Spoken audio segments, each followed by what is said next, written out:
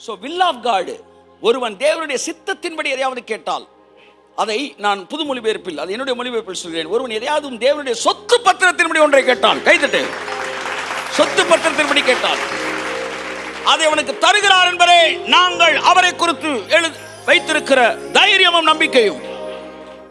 ஒருத்தன் வார்த்தையில் வளர்கிறவன் என்றால் அவன் எழுதப்பட்ட வார்த்தையிலும் உரைக்கப்பட்ட வார்த்தையிலும் கண்மலை மேல் கட்டப்பட்ட வீடாக இருக்க வேண்டும்.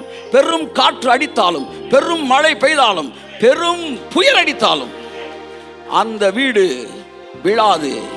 ஏனென்றால் அது உரைக்கப்பட்ட வார்த்தையிலும் எழுதப்பட்ட வார்த்தையிலும் கட்டப்பட்டிருக்கிறது. கையை தெரியாமே.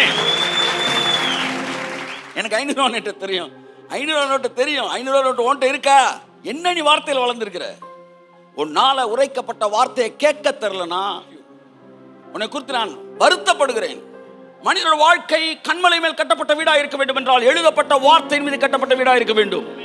உங்கள் ஜெபங்கள், ஒருவன் எதையாகிலும் தேவனுடைய சித்தத்தின்படி கேட்டால் எழுதப்பட்ட வார்த்தையின், ஆகலாம் இயேசு கிறிஸ்து பிசாசு வந்தபோது மறுபடியும் அவர் சொன்னார், எழுதி இருக்கிறதே, எழுதி இருக்கிறதே. கைதட்டி ஆமென்.